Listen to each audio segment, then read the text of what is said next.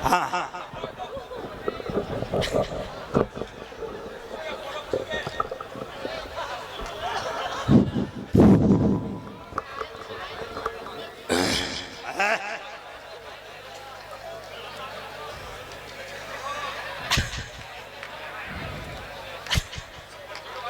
तुम ताली बजा रहे हो, फिर शुरू हो, मैं शुरू हूं, तुम ताली बजाओगे। कान में बाबा बहुत अच्छी बात है, कह रहे हैं फुग्गे फोड़ो। अब जीवन में यही काम रह गया है। और ये फुग्गे भी बड़े अजीब होते हैं साहब। मालवा की भाषा है, कई लोग इन्हें गुब्बारे बोलते हैं, कई बलून। आजा बेटा, ये कौन सी बैंक का ओटीपी है? मेरा इसकी बैंक से निवेदन है कि ये ओटीपी अपने साथ ले जाए। अभी क्या मोबाइल बड़े हैक हो रहे हैं? नहीं, अब हो गई चाय वाया, बज गया। आ जाओ, मेरा फेसबुक फ्रेंड है। आ जाओ भाई, फेसबुक फ्रेंड। इतने गजब के फेसबुक फ्रेंड है। कटिंग तो इनने वास्तुशास्त्र के हिसाब से बनाई है। इधर किचन, इधर बेडरूम, पीछे लेट बात। ताली वाली बजाओ, अपन शुरू हो मत। कोई दिक्कत नहीं है साहब, बहुत अच्छा है। जितनी देर आपके बीच में खड़ा रहूंगा मैं तिवारी जी की तरह कोई ज्ञान की बात नहीं करूंगा। वाह वाह वाह। विधायक जी, जितने भी नगर परिषद के पवन भैया, सभी को साहब, नारी शक्ति बेटी हैं, आपको प्रणाम करता हूं। और नारी शक्ति के लिए मैं आपकी तालियां इसलिए भी मांगना चाहता हूं इस समृद्ध मंच पर कि साहब, हमारे देश की बेटियां 2 दिन पहले जब हिंदुस्तान के लिए वर्ल्ड कप लेके आती है, तो मैं चाहता हूं कि एक बार तालियां उसके सम्मान में बजें।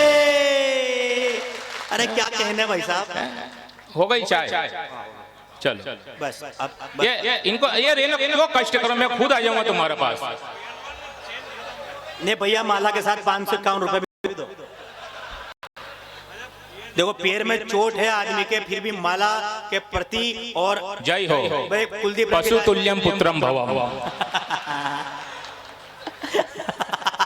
यही बैठ जाओ, नहीं जरूरत पड़ती रहेगी, कोई दिक्कत नहीं। तो फिर इतनी बड़ी माला डाल दी मेरे को, देखो तो सही, जैसे आज मेरी गोद भरी हो रही हो। तो भाई शोभा यात्रा निकलेगी। कोई टेंशन वाला मामला नहीं है, सब ठीक ठाक है। वो बच्चा फिर आया बेचारा, परेशान है, उसके पापा नहीं मिल रहे हैं। और पिछले दिनों आगर मालवा में कवि सम्मेलन था, मैं मेरे पापा को लेकर आया तो मेरे खुद के पापा 3 दिन में मिले। ज्यादा भीड़ में था, लेकिन मैं 4 पंक्तियों से अपनी काव्य यात्रा प्रारंभ करना चाहता हूँ। तिवारी जी, मैंने आपकी उन पंक्ति पे भी ताली बजाई जो मेरे समझ में नहीं आई। और देखो, ये तिवारी जी जो है ना, ये आपके शहर के गौरव है भाई साहब। कहते हैं ना कि घर का जोगी जोगड़ा और बाहर का सिद्ध। ऐसी बात नहीं, ये हमारे इधर आएंगे, इनको हम बहुत अच्छे तरीके से सुनेंगे। और मैं बोलता हूँ, मंच पे जितने भी बड़े बड़े कवि गण बैठे हैं, हिंदुस्तान में बड़ी बड़ी जगह संयोजन करते हैं, तो मैं इन समस्त कवियों से इस मंच पर एक घोषणा करता हूं, एक निवेदन करता हूं कि जब भी कहीं कवि सम्मेलन हो तो हमारे रामेश्वर तिवारी जी को अवसर जरूर दें, क्योंकि जब प्रतिभा आगे बढ़ती है तो साहब हमारा देश समृद्ध बनता है, साहित्य समृद्ध होता है। और इस बात की शुरुआत, ताली मत बजाना भाई साहब, इस बात की शुरुआत सबसे पहले कुलदीप रंगीला इन अतिथियों के सामने घोषणा करके जाता है। तिवारी जी, 22 मार्च से 28 मार्च की तारीख आप अपनी डायरी में लिख लो। ये कुलदीप रंगीला इतने लोगों को साक्षी मान के घोषणा है, एक अटैची में अपने कपड़े पैक करना 6 जोड़, और मेरे साथ आपको जो है गोवर्धन चलना है, वहां के लिए मैं आपको आमंत्रित करता हूं। ये घोषणा 6 मैं आपके बीच में करके जा रहा हूं। वाह वाह वाह। क्योंकि वहां क्या है साहब, जुगल किशोर जी महाराज की कथा है। 6 दिन भंडारे चलेंगे, मैं भी खाऊंगा, तुम भी खाना। कवि सम्मेलन में तो अभी हमारे ही फजीते हो रहे हैं। ढंग से बजाओ, अपन आगे बढ़े।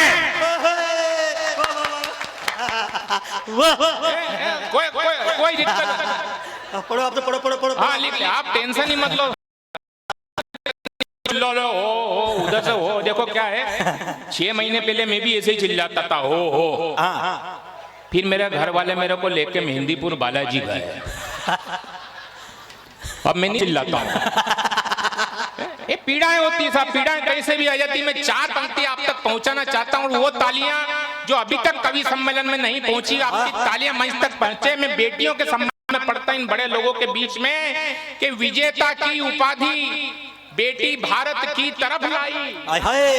विजेता की उपाधि बेटी भारत की तरफ लाई, सभी टीमों को धोया साथ ना छोड़ा सरफ लाई, बड़ी छोटी दिवाली बाद आई एक और दिवाली, जो बेटी चाय कप लाती थी वो अब वर्ल्ड कप लाई, तो बेटी चाय। आय हाय। अरे क्या पंक्तियां कुलदीप भैया, वाह वाह वाह वाह वाह वाह वाह। साहब ये बेटियों का सम्मान है। बहुत अच्छे, एक बार और पढ़ दीजिए भैया, वाह वाह वाह वाह वाह वाह। एक बार बनाई अभी, एक और बार कहां से पढ़ूं? कवि सम्मेलन की बहुत पीड़ाएं होती है साहब। आपने तो बहुत अच्छा शायद कवि सम्मेलन हर साल होते होंगे, एक कवित्री बुलाई, नहीं तो हमारे देवास तरफ हम कवि सम्मेलन करवाते हैं ना, तो आयोजक हमसे एक ही बात बोलता है, बोला कवित्री दो लाना, एक ढंग की दिखने वाली और एक ढंग की पढ़ने वाली। नहीं सच बता रहा हूं साहब, क्योंकि आजकल मिले ही नहीं। ये स्थिति हो गई तो ऐसा क्यों होता? मेरे पास कोई बहुत बड़ी एजुकेशन नहीं है, लेकिन फिर भी मैं छोटे मोटे रिसर्च करता हूँ। क्या होता है कि हमारे घर में 200-500 लोगों की रसोई होती है और हम किसी हलवाई को ठेका देते हैं, तो वह हलवाई भी देखना हमेशा अपने साथ 2 भाई लेके आता है। मैनेजर वो एक भाई ना मैनेजर साहब, वो तो रहती बिल्कुल गोरी गट, और जो दूसरी भाई रहती ना वो रहती बुरी गत की। लेकिन जो बुरी गत की है ना, वो पूड़ी भी बना लेगी, सब्जी भी बना लेगी, गुलाब जामुन भी बना लेगी, मतलब सारे काम कर लेगी। लेकिन जो गोरी चिट्टी है उसका एक ही काम, वो इतना सारा लहसुन का ढेर लगाएगी और लहसुन छिलेगी। अभी नहीं, जब सब बजाएं तब बजानी अपने को। मतलब 11 बजे जाओ तो लहसुन छीले, 3 बजे जाओ तो लहसुन छीले, यहाँ तक कि लोग खाना खा के घर चले जाएं उसके बाद भी जाओ तो वो बेटी बेटी लहसुन छीले। तो साहब मैंने 3 वर्षों तक रिसर्च किया, और रिसर्च करने के बाद में इस नतीजे पे पहुंचा कि वो हलवाई उस भाई को बुला के 500 रुपए किस बात के देता। अब आपकी तालियां मुझ तक पहुंचे भाई साहब, वो हलवाई उस भाई को बुला के 500 रुपए केवल इस बात के देता है कि वो भाई को बिठा रखो ना, तो फूफा जी और मौसा जी बार बार आके पूछते हैं कि चाय पानी लगे तो बता देना, बाकी कोई खास बात नहीं है। अरे वाह मौसा जी, ये आनंद है साहब। तिवारी जी है ना, याद रखना 6 दिन अपने मार्च के। नहीं, मैं बताता रहूंगा साहब, बीच बीच में कविता का अपना प्रभाव होता है, वीर भी अपनी बात करते हैं। क्या होता है, जो वीर रस के कवि होते हैं ना साहब, आप देखना यहाँ तो बहुत अच्छा समृद्ध मंच है, नहीं तो वीर रस के कवि मंच पर आने के बाद में एक ही घोषणा करते हैं, निवेदन कर देना चाहता हूं, फिर 2 पंक्ति वीर रस की फंसाएंगे और फिर बोलेंगे निवेदन कर देना चाहता हूं। लोग 10 फीट की दूरी पे बैठने लग गए भाई साहब, सीएमओ साहब। मतलब वो आई क्या होता है कि हम जो मंच पे बोलते हैं ना, वही हमारी आदत भी पड़ जाती है। अब वो कवि चाय की दुकान पे जाए तो वहां भी जाके ऐसे ही बोले निवेदन कर देना चाहता हूं एक चाय पिला। पान की दुकान पे जाए तो वहां भी ऐसे ही बोले निवेदन कर देना चाहता हूं एक पान खिला। तो घर से भाभी जी ने फोन ठोक दिया, खेच खेच खूच खूच खूच खेच खाच खींच खाच खींच, क्या कर रहे हो? निवेदन कर रहा हूं। बोले जल्दी से घर आ जाओ, नहीं तो आवेदन कोई दूसरा ही कर जाएगा। तो ये निवेदन और आवेदन ये निवेदन और आवेदन का फर्क होता है साहब। थोड़ी सी मस्ती के मूड में आ जाओ, जितनी देर कुलदीप रंगीला आपके बीच में है, मैं आपसे वादा करता हूं कि जितनी भी देर आपके बीच में रहूंगा साहब भरपूर आनंद लूंगा, क्योंकि जब भी कोई कवि मंच पर आता ना तो उसका नामांकन किया जाता है। अब मैनेजर साहब इनने मेरा नाम रख दिया रंगीला। प्रणाम है, आप तो बिल्कुल हिरणा कश्यप की तरह हंस रहे हैं साहब। इनने मेरा नाम रख दिया रंगीला, पर मेरी पीड़ा यह कि नाम रंगीला पर ऊपर वाला रंग देना ही भूल गया। ये करने की जरूरत नहीं है, 5-25 ऐसे दिख रहे जिनको बाल देना भूल गया। नहीं, मैं गंजों का बड़ा सम्मान करता हूं, मैं गंजों का बड़ा सम्मान करता हूं, और इसलिए करता हूं साहब कि हमारे देश में जो गंजे होते हैं ना, ये 2 प्रकार के होते हैं। एक होते हैं पूर्ण गंज, अर्थात बिना पतरे का मकान। दूसरे होते हैं अर्धगंज, जिनका बीच का मैदान साफ, दोनों तरफ थोड़े थोड़े बाल। इनको देखो तो ऐसा लगता है जैसे खाली बस में दोनों तरफ सवारियां लटक के जा रही हो, वो भी विदाउट टिकट। ने ऊपर से इनके बड़े बड़े कान ऐसे लगते हैं जैसे कोई साइकिल पे 2 दूध की टंकियां लटका के ले जा रहा हो। ये गंजों का आनंद है साहब। लेकिन ताली अगली टिप्पणी पे बजा देना मैनेजर साहब, एक बात आपके सम्मान में पढ़ता हूँ कि पूरे देश यात्रा की, गंगटोक, गुवाहाटी, हैदराबाद, इंफाल, जयपुर, लखनऊ, पटना, पणजी, शिमला, शिलांग, श्रीनगर, तिरुवनंतपुरम, पर पूरे विश्व में ये गंजे एकमात्र ऐसे प्राणी होते हैं जिनका कोई बाल भी बांका नहीं कर सकता है। वाह वाह वाह वाह वाह वाह वाह वाह वाह। कुंभ के मेले में खोए हुए दो भाई मिल गए आज। कोई वो हम तो भाई हैं, किसी न किसी जन्म में होंगे ही सही। ऐसी बात नहीं है साहब, मानवता से बड़ा कोई धर्म नहीं होता है। क्या बात है। मैं कहना चाहता हूँ, इस वर्ष हमने बहुत कुछ देखा, लेकिन हमारे लिए सबसे बड़ी बात है, यहाँ पे मेरे भाई राजेश बहुत अच्छा संचालन कर रहा है। एक बार जोरदार तालियां आप राजेश के लिए बजाएं। मैं कहना चाहता हूं, जीरापुर वो जगह, आज से 15 वर्ष पहले जब मैंने कवि सम्मेलन की शुरुआत की थी, शुभारंभ किया था, मैंने पहला कवि सम्मेलन अगर कहीं पढ़ा था तो भीम सिंह निर्मल जी एक कवि थे, उनके संचालन में इसी जगह पढ़ा था। आज हम हिंदुस्तान के बड़े बड़े कवि सम्मेलन में जाते हैं, संस्कृति विभाग में हमें लाख तक के लिफाफे मिलते हैं, लेकिन 15 वर्ष पहले उस सम्मेलन में मुझे मात्र 101 रुपए का लिफाफा मिला था, और उस लिफाफों से बहुत बड़ी थी साहब, क्योंकि वो मेरे जीवन का पहला लिफाफा था जो मुझे जीरापुर से प्राप्त हुआ था। और जिस वक्त वो लिफाफा मुझे प्राप्त हुआ, मैंने उसी समय कसम खाई, उसी समय संकल्प लिया कि कवि सम्मेलन से मुझे कितना भी धन प्राप्त हो, कितनी भी राशि प्राप्त हो, कवि सम्मेलन का पैसा मैं कभी स्वयं के लिए इस्तेमाल नहीं करूंगा, बल्कि कवि सम्मेलन के पैसों से मैं केवल 2 गरीब बच्चों का पालन पोषण करूंगा। और आज भी कवि सम्मेलन के पैसों से मैं, ताली मत बजाओ, 2 बच्चे मेरे खुद के ही हैं। फिर भावुक हो गए। अरे इतना भावुक होने की जरूरत नहीं है साहब, हमने 2 साल कोरोना के गुजारे कि नहीं गुजारे। हालत ये हो गई थी कि जिसको देखो उसके चेहरे पे मास्क, जिसको देखो उसके चेहरे पे मास्क। मैं तो टेंशन में था, ऐसा ना हो कि आने वाली संतान है हमारी बाली और सुग्रीव के जैसी पैदा हो। वाह। लेकिन साहब, जीरापुर वालों, एक बड़ी टिप्पणी आप तक पहुंचाने की कोशिश करता हूं और आपके हृदय अंकित हो जाए। अपने हाथों को हवा में लहराते हुए मुझे आशीर्वाद दे देना। आपके मालवा का बेटा हूं, और स्थितियां ये है कि मालवा वाले किसी का लोड लेते नहीं है। क्यों नहीं लेते हैं? क्योंकि मालवा में आप किसी से भी पूछ लो, क्यों रे कहां से आ रही है? यहीं से। कहां जा रही है? यहीं। यहाँ क्यों खड़ाई हुई? मतलब हमारे पास कोई उद्देश्य नहीं साहब। और इतनी मीठी बोली कि अगर हमने किसी से कोई वस्तु मांगी, उसको हिंदी में जवाब देना तो कहेगा हाँ या ना। अंग्रेजी में मना करना, में मना करना, तो हमको सिर्फ इतना बोलने की जरूरत है। ताली क्या कल बजाओगे?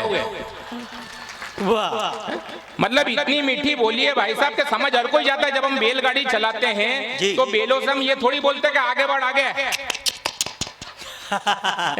और साहब, अगली टिप्पणी पे आपकी बड़ी ताली मुझ तक पहुंचे। हर देश अपने आप को बड़ा कहता है। वो अमेरिका कहता है कि हम बड़े हैं, जापान कहता है हम बड़े हैं, चीन कहता है हम बड़े हैं, पाकिस्तान जैसा 2 कौड़ी का देश कहता है कि हम बड़े हैं। पर कुलदीप रंगीला जीरापुर की इस पावन माटी पर खड़े होकर के एक बात की घोषणा करता है, अमेरिका तो ठीक है, जापान तो ठीक है, चीन तो ठीक है, पाकिस्तान तो ठीक है, मेरे जीरापुर के भाइयों, विश्व की किसी कलम में इतनी ताकत नहीं है जो हमारे मालवा के को लिख के बता दे। ये विशेषता होती है साहब। तो हमें हमारी भाषा से प्रेम होना चाहिए। हम हमारे बच्चों को अंग्रेजी शिक्षा देते हैं, लेकिन हम उसे अपनी संस्कृति भी बताएं, हमारी बोली भी सिखाएं। पिछले दिनों एक कवि सम्मेलन में फंस गया, मैं और मुन्ना बेटवी 2 ही। अब वो कवि सम्मेलन का मदुरई में। अब मदुरई में क्या, मदुरई में उनको तमिल आती, इंगड़बो नांदड़बो। मुन्ना और मेरे को हिंदी मालवी आती है, और वहां दोनों ही नहीं आती। अब वो होटल का नाम मीनाक्षी, ऑटो वाले से पूछा कि मीनाक्षी होटल जाना, तो ऑटो वाला तमिल में शुरू हो गया, इंगड़बो नांदड़बो नांदड़बो इंगड़बो इंगड़बो नांदड़बो। 2 ही खोटी हो रहे। बड़ी मुश्किल से होटल में पहुंचे, रूम नंबर 201, सीढ़ियों से गए, लिफ्ट बंद थी, अंदर गए, जाकर के बिस्तर पे लेटे, और जैसे ही लेटे तो वेटर ने आके दरवाजा खटखटाया। मैं दौड़ के गया और मैंने दरवाजा खोला, और जैसे ही दरवाजा खोला वो वेटर तमिल की भाषा में मुझसे बोला, मैंने कहा कुलदीप रंगीला देवास। उसने तौलिया दिया, चला गया। 10 मिनट बाद फिर आया, फिर दरवाजा खटखटाया। मैं दौड़ के गया और मैंने दरवाजा खोला, और जैसे दरवाजा खोला वेटर फिर तमिल में मुझसे बोला, वणक्कम। तो ये बैठे बैठे हंसने लगे। मैंने कहा मुन्ना भैया हंसते क्यों? बोले मैंने गूगल पे सर्च करा है, वणक्कम का मतलब नमस्कार होता, तू फोकट में ही नाम बता रहा है। मैंने कहा अगले को आप फंसने दो। अगला आदमी तीसरी बार आया, उसने जैसे ही दरवाजा खटखटाया मैं दौड़ गया और मैंने दरवाजा खोला, और अब की बार वेटर बोले, उसके पहले पंडित जी मैं बोला वणक्कम। तो अब की बार वेटर बोला कुलदीप रंगीले दिवस। ये भाषा का प्रभाव होता है। तालियां कमजोर है आपकी, क्योंकि हमने कहा साहब हमने 2 वर्ष कोरोना के जो झेले हैं, इतने बुरे दिन झेले हैं। स्थितियां ये हो गई थी कि आदमी की 3 मूलभूत आवश्यकताएं होती है, रोटी, कपड़ा और मकान। लेकिन इस कोरोना काल ने हमें सिखा दिया कि आदमी रोटी के बिना रह सकता है, कपड़े के बिना रह सकता है, मकान के बिना रह सकता है, लेकिन मेरे भाइयों आदमी नहीं रह सकता है तो आदमी आदमी के बिना नहीं रह सकता है। ये हमने कोरोना काल में देखा। और एक बड़ी टिप्पणी पर आपका आशीर्वाद मांगता हूं साहब, कोरोना काल में हमने सब कुछ देखा। ये सत्य है कि हमने कई सपनों को खोया है। जी भैया, ये गोरी में बिठा लो उसको।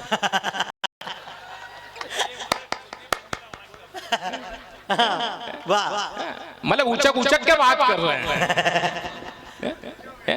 स्वागत। नहीं सब अपना मामले साहब। मैं कहना चाहता हूं कि ये सत्य है कि कोरोना में हमने कई सपनों को खोया है, कई अपनों को खोया है। एक हाथ खामोश न रहे साहब कि ये सत्य है कि हमने कई सपनों को खोया है, कई अपनों को खोया है। पर कोरोना काल की सबसे बड़ी उपलब्धि ये रही है कि हमारे भगवान श्री राम जो तिरपाल में थे वो आज मंदिर में आ गए हैं। मतलब पूरा देश राममय हो गया साहब। मंच पे राम, मंच के नीचे राम। मतलब स्थितियां ये हो गई, जगह जगह जुलूस निकल रहे हैं कि मेरी झोपड़ी के भाग आज खुल जाएंगे, राम आएंगे। अभी दादा पिछले दिनों में सुसनेर कवि सम्मेलन में आया था, एक भाई साहब मेरे से टकरा गए। देखना देश कैसे राममय हो गया। वो टकरा गया तो मैंने पूछा, मैंने कहा तू कौन? बोले मैं सुलेमान। बोले तो अपन तो कवि ठहरे। तो मेरे मन दिमाग में कविता इतने काफिये मिला दिए। मैंने कहा तू सुलेमान, तू सुलेमान, तो मैं हनुमान। बोला हनुमान? मैंने कहा बिल्कुल। बोला हनुमान है तो सीना चीर के राम दिखा, अब अपन फंस गए के हनुमान। मैंने टालने की कोशिश की। मैंने कहा देख भाई अगली बार जब आऊंगा तो तेरे को सीना चीर के राम दिखा दूंगा, अभी मेरे को जान ले। बोला हनुमान के लिए कौन सा मुश्किल, 2 मिनट का काम, सीना चीर और राम दिखा। मैंने फिर टालने की कोशिश की। मैंने कहा ना तो मेरे पास कोई अस्त्र है, ना कोई शस्त्र है, ना चाकू है, ना छुरी है, तेरे को सीना चीर के राम कहां से दिखाऊं? तो भाई साहब वो गया और नाई की दुकान पे से लाके उस तरह मेरा हाथ में दे दिया, पीछे ही पड़ गया। बोले सीना चीर के राम दिखा। लेकिन जीरापुर वालों, उस परमपिता परमेश्वर बड़ी होती है कि आदमी अगर सच्चे हृदय से उनका स्मरण करे तो दुनिया का कोई काम मुश्किल नहीं होता है साहब। मैंने भी अपनी आंखों को बंद किया और भगवान श्री राम का स्मरण किया, उनका स्मरण करके मैंने सीना चीर दिया। आप यकीन नहीं मानेंगे, वो सुलेमान अस्पताल में एडमिट है, सीने में 18 टाके आए हैं। वहां की पुलिस मेरे को ढूंढ रही है, उसके बाद भी तुम ताली नहीं बजा रहे हो। वाह सुलेमान, बहुत अच्छे साहब। हम राममय हैं। कोई कवि सम्मेलन नहीं हो रहा कोरोना के बाद में। कवियों की स्थिति खराब। ये राजेश के तिवारी जी का फोन आया। अच्छा इनका भी आता है आपके पास? वाह वाह वाह। इनका नहीं, मेरे पास सब इनके जैसों का आता है। फोन बदल लो। नहीं फोन नहीं, देखो हम मित्र नहीं बदलते साहब, साथी होना चाहिए। और मैं बताऊं साहब बहुत अच्छा आप लोग सुन रहे हैं, आप सभी को प्रणाम करता हूं। मैं कहना चाहता हूं कि कवि सम्मेलन खत्म हो गया कोरोना के बाद में। तिवारी जी का फोन आया, कहीं से नंबर ढूंढा, बोले रंगीला जी एक कवि सम्मेलन कराना है। मैंने कहा किसके यहाँ? बोले मेरे साड़ू भाई रहते हैं। मैंने कहा कहाँ पे? बोले कोटा में। मैंने कहा कवि सम्मेलन किस तो अपने कवि सम्मेलन ठोक दिया। मैंने कहा अगले को सूरज पूजा करानी चाहिए, कवि सम्मेलन ठोक रहे हैं। अब सब सारे कवि मंच पर बैठे, पर तिवारी जी ने आके घोषणा कर दी कि सारे कवियों को पेमेंट जब ही मिलेगा जब वो केवल मेरे पुत्र पे ही कविता सुनाएंगे। अब सारे कवि टेंशन में, 2 साल में तो हमारे रोजे टूटे। अब देश की बात छोड़ो, धर्म की बात छोड़ो ने, वो तिवारी जी के पुत्र पे कविता पढ़ो। अब वो वीर रस के कवि को खड़ा साहब, कवि कितने टेक्निकल होते हैं, आपकी ताली आएगी, मैं चलता रहूंगा, मैं बता दूं। मैं बहुत जी भैया बहुत कम बजट का कवि हूं, लेकिन कम बजट के कवियों में बहुत हाई बजट का कवि हूं साहब। वीर रस के कवि पेमेंट खतरे में फंसा, अपनी कविता में काटा पीटी करके महाराणा प्रताप की जगह तिवारी जी को फंसाया। अच्छा, देखना अब आनंद लेना, वीर रस का कवि शुरू हुआ। देखना ये सब का ही बाप बनेगा, तिवारी का बेटा तो प्रताप बनेगा, तिवारी का बेटा तो। ताली बजा रहा हूं, पेमेंट खतरे में। क्या करे तो क्या करे साहब, पेमेंट खतरे में फंसा। 2 साल में कवि सम्मेलन हो रहे हैं। संचालक ने देखा, संचालक हमारा राजेश कर रहा था, तो राजेश का ध्यान कवित्री पे गया। कवित्री के साथ में एक उस्ताद भी थे। अब मेरी आवाज क्या कवित्री के जैसी सुरीली तो है नहीं, क्योंकि इनके गले में साक्षात मां सरस्वती विराजमान है और मेरे गले में बेरू। लेकिन फिर भी शुरू करता हूं। वो उस्ताद ने काटा पीटी करके क्या करा कि कवित्री की गजल के काफिये में तिवारी जी को फंसाया। अच्छा, अब कवित्री शुरू हुई। अरे देखना ये कोई उड़ती चील बनेगा, तिवारी का बेटा तो वकील बनेगा। ताली बजा रहा हूँ, पेमेंट खतरे में फंसा। वाह वाह वाह, बढ़िया बढ़िया, आप तो बढ़िया बढ़िया, वाह। ढंग से ताली बजाओ तो अपन आगे बढ़े, पेमेंट खतरे में फंसा है। अच्छा वकील हो क्या, कमाल हो गया। तो आपको मालूम है वकील कौन होता है? कोइंसिडेंट। दीवाल है ही नहीं और ठोक के बता दे कील, उसको कहते हैं वकील। कोइंसिडेंट। ये मुन्ना बेटी जी का केस ले ये किस लिए ताली? पेमेंट खतरा। आज आप भी आई जा, मेरा ध्यान उधर जा रहा है आपकी तरफ। वाह वाह वाह, माला पहनाना का टेंडर नगर परिषद ने इनको ही दिया है। उनको बिना दो, पहना दो। क्या बढ़िया हंसते हो आप, पतंजलि से करते हो यार। जय हो आनंद लाद दे। देखो ये क्या, मैं जहाँ भी जाता हूँ ना, इतनी मालाएं गले में आती है। एक तो इतनी मालाएं हैं कि उन मालाओं के ढेर में से निकलने में मेरे को 3 दिन लगे मुर्दा। लेकिन साहब नगर परिषद वालों, सारे पार्षदगण में एक बात कहना चाहता हूँ, ये जो कवि यहाँ पर आते हैं ना, ये माल के लिए नहीं आते हैं, माला के लिए भी नहीं आते हैं, लेकिन जब आपकी प्रेम भरी तालियां इन तक पहुंचती है तब कवि यहाँ से माला माल होके जाते हैं। वाह वाह भैया वाह। क्योंकि हम तो जुगनू की तरह दिल से मिलोगे तो दिल से मिलेंगे, वरना ये वो लोग हैं जो सपनों में भी मुश्किल से मिलेंगे। ताली मत बजाओ, पेमेंट खतरे में फंसा। तिवारी जी साहब, अब वो संचालक टेंशन, पेमेंट खतरे में फंसा, बोले किसको? गीतकार किया। वो गीतकार थर दूजे, क्योंकि गीत घर पे बैठ के लिखे जाते हैं, यहाँ थोड़ी लिखे जाते हैं काटा पीटी करके। वो गीतकार थर दूजे पर खड़ा हुआ, भाभी जी पेमेंट उसका भी खतरे में। अब वो गीतकार शुरू हुआ। एक बात पूछता हूँ बताओ ना तिवारी, आली कमजोर है। क्या लगाया यार भैया यार।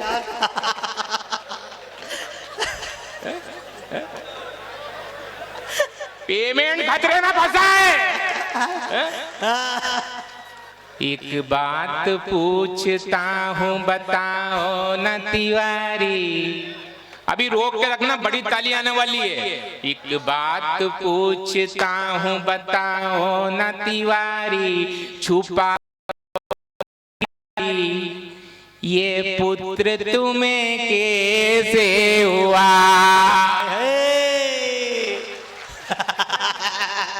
बढ़िया बढ़िया बढ़िया वाह वाह। अरे धरती ये पूछती है, पूछता है ये अंबर, नदिया ये पूछती है, पूछता है समंदर, बीबी नहीं गमले में उगाया क्या तिवारी?